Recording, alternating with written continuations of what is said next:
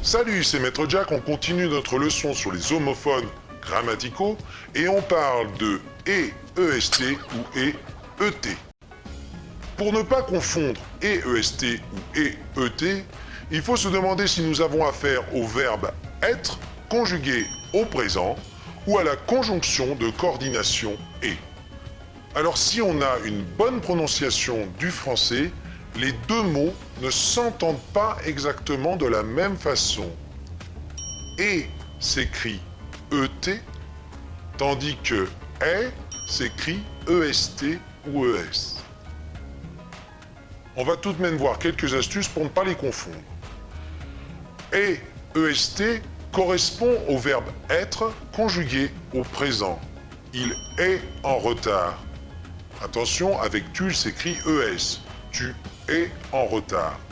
Tandis que ET correspond à la conjonction de coordination qui permet d'accrocher deux groupes de mots, par exemple papa et maman.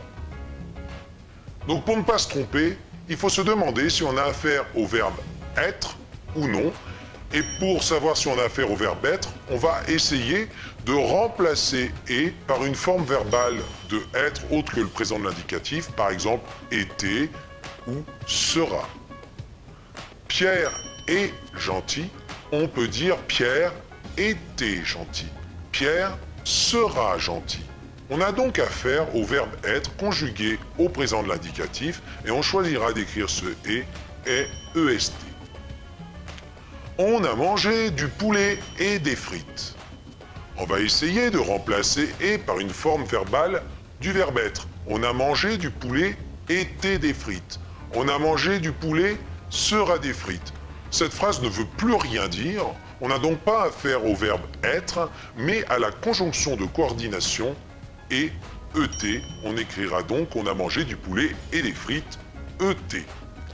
Es-tu d'accord avec moi ? Essayons de remplacer « et » par une forme verbale du verbe être, par exemple « était » ou « sera ». Étais-tu d'accord avec moi ? Seras-tu d'accord avec moi ? On a bien affaire au verbe être, mais attention, cette fois-ci conjugué avec « tu », « est » s'écrira « es ». Es-tu d'accord avec moi ?